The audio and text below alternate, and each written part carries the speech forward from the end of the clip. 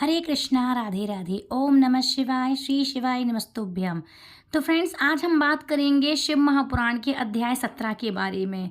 तो अध्याय 16 में भगवान शिव ने ब्रह्मपुत्र सनत कुमार को शीतला सप्तमी व्रत का वर्णन तथा व्रत कथा सुनाई थी। अब आज इस अध्याय में पवित्र रोपण विधान को हम सुनेंगे। तो शुरू करते हैं। भगवान श्री सदाशिव ने श्री सनत कुमार जी से कहा, हे देवेश, अब मैं तुम्हें शुभ पवित्र रोपण के संबंध में बताता हूँ। पहले सप्तमी के दिन अधिवास कर अष्टमी के दिन पवित्र रोपण करना चाहिए। जो जीव पवित्र बनता है या बनवाता है, उसके पुण्य को सुनो। सभी प्रकार के यज्ञ,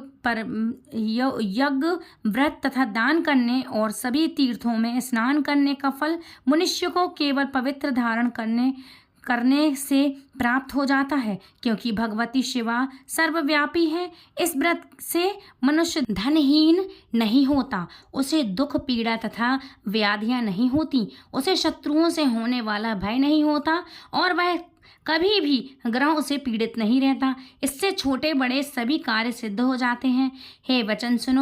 यह वचन सुनो तथा राजनों के, विशेष करके स्त्रियों के पुण्य की वृद्धि के लिए इससे श्रेष्ठ कोई अन्य व्रत नहीं है। हे दैत्य, सौभाग्य प्रदान करने वाले इस व्रत को मैंने पवित्र प्रति स्नेह के कारण बताया है। हे ब्रह्मपुत्र, श्रावण मास के शुक्ल पक्ष की सप्तमी तिथि को अधिवास करके देवी के प्रति उत्तम भक्ति भाव से संपन्न मनुष्य सभी सामग्रियों से युक्त होकर के सभी पूजा इंद्रियों जैसे गंध, पुष्प, फल आदि अनेक प्रकार के नवधी तथा वस्त्रभरण आदि संपादित करके इनकी शुद्धि करें। इसके बाद पंचगव्य का प्राशन कराएं, चरु से दिग्वली प्रदान करें तथा अधिवास करें। इसके बाद सदृश्य वस्त्रों तथा पत्रों से इस पवित्र को अचौतिल करें। पुनः देवी के उस मूल मंत्र से उसे 100 बार अभिमंत्रित करके सर्व शोभा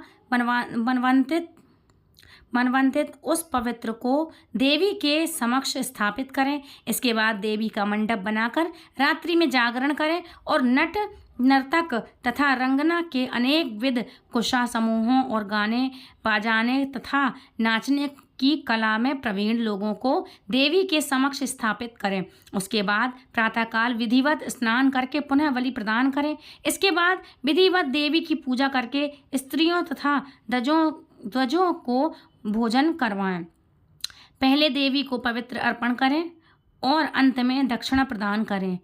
बाद में अपनी सामर्थ्य के अनुसार कार्य सिद्ध करने वाले उस नियम को धारण करें। वो नियम है, क्या राजा को प्रयत्न पूर्वक स्त्री के प्रति आसक्त जुआ, अखेर तथा मांस आदि का परित्याग करना चाहिए। ब्राह्मण तथा आचार्यों को स्वाध्याय का त्याग करना चाहिए और वैश्य को खेती का कार्य तथा व्यवसाय नहीं करना चाहिए। 7 पाती 1 अथवा आधा दिन ही त्याग पूर्वक रहना चाहिए। देवी के कार्यों में निरंतर अपने मन में आसक्ति बनाए रखनी चाहिए। हे मुनि सत्तम, जो बुद्धिमान व्यक्ति विधान पूर्वक पवित्र रोपण नहीं करता, उसकी वर्ष भर की पूजा व्यर्थ हो जाती है। आधा मनुष्यों को चाहिए कि देवी परायण तथा भक्ति के संपन्न होकर प्रत्येक वर्ष शुभ पवित्र रोपण अवश्य करें। यह करके अथवा सह राशि में सूर्य के प्रवेश करने पर शुक्ल पक्ष की अष्टमी तिथि को देवी को पवित्र अर्पण करना चाहिए। हे सनत कुमार, इसके न करने से दोष होता है। इसको नित्य करना बताया गया है। सनत कुमार बोले, हे देवादिदेव महादेव, हे स्वामी, आपने जो पवित्र रोपण कहा है प्रभु, उसके निर्माण की विधि ठीक तरह से मुझे बतलाइए। भगवान सदाशिव बोले, सनत कुमार, रेशमी वस्त्र कुशा या कांस के निर्मित या ब्रह्मा जी द्वारा रुई से सूत काटना चाहिए।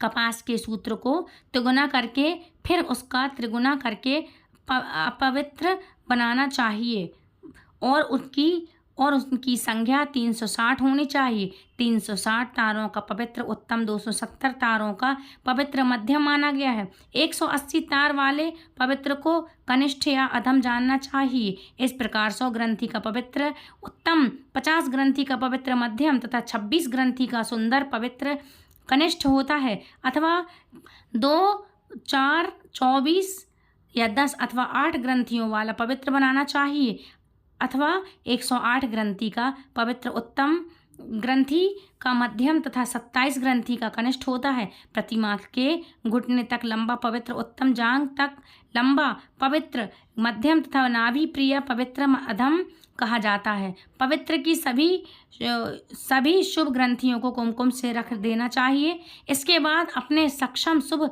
सर्वोभद मंडल पर देवी का पूजन करके कलश के ऊपर बांस के पात्र में पवित्र को रखें। 3 तार वाले पवित्र में ब्रह्मा, विष्णु तथा शिव का आवाहन करके स्थापित करें। इसके बाद सुनिए, 9 तार के पवित्र में ओमकार, सोम, अग्नि, ब्रह्म, समस्त नागों, चंद्रमा, सूर्य, शिव तथा विश्व देवों की स्थापना करें। हे सनत कुमार, अब मैं ग्रंथियों में स्थापित किए जाने वाले देवताओं का वर्णन करूंगा। क्रिया, पौरुष, वीर, विजय, अपराजिता, जया, भद्रा, मुक्ति और ईशा ये देवियां हैं। इनके नामों के पूर्व में प्रणव तथा अंत में नमः लगाकर ग्रंथि संज्ञा के अनुसार क्रमशः आवाहन करके चंदन आदि से इनकी पूजा करनी चाहिए। इसके बाद प्रणव से अभिमंत्रित करके देवी को धूप दीप अर्पित करना चाहिए। हे सनत कुमार, मैंने आपसे देवी के इस शुभ पवित्र रोपण का वर्णन कर दिया है। इसी प्रकार अन्य देवताओं का भी पवित्र रोपण प्रतिप्रदा आदि तिथियों में करना चाहिए। मैं उन देवताओं को आपको बताता हूँ। कुबेर, लक्ष्मी, गौरी, गणेश, चंद्रमा, बृहस्पति, सूर्य, चंडिका, वासुकी, ऋषि गण, चक्र, पाणी, अनंत, शिवजी, ब्रह्मा जी और पितर, इन देवताओं की पूजा प्रतिपदा तिथियों में करनी चाहिए। यह मुख्य देवताओं का पवित्र रोपण है। इसके अंग देवताओं का पवित्र 3 सूत्रों का होना चाहिए। भगवान श्री सदाशिव ने कहा, हे विप्रेत, अब मैं श्रावण मास के दोनों पक्षों की नमी तिथियों के करणीय कृत्यों को बताऊंगा। इस दिन कुमारी नामक दुर्गा की यथा विधि पूजा करनी चाहिए। दोनों पक्षों की नवमी के दिन नत व व्रत करें और उसमें दुग्ध तथा मधु का आहार ग्रहण करें अथवा उपवास करें। उस दिन कुमारी नामक उन पापनाशिनी दुर्गा चंडिका की चांदी की मूर्ति बनवाकर भक्तिपूर्वक सदा का उनका अर्चन करें।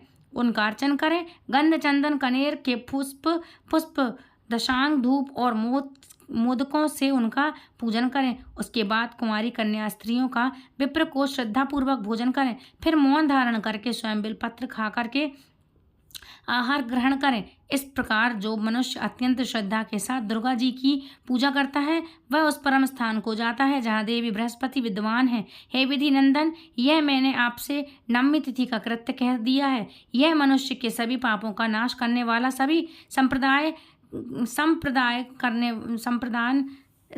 का प्रदान करने वाला, पुत्र पौत्र आदि उत्पन्न करने वाला और अंत में उन्हें उत्तम गति प्रदान करने वाला है। इस प्रकार श्री स्कंद पुराण के अंतर्गत ईश्वर सनत कुमार सावंत में श्रावण मास महत्तम अष्टमी तिथि को देवी पवित्र रोपण नामक 17वां अध्याय संपूर्ण हुआ।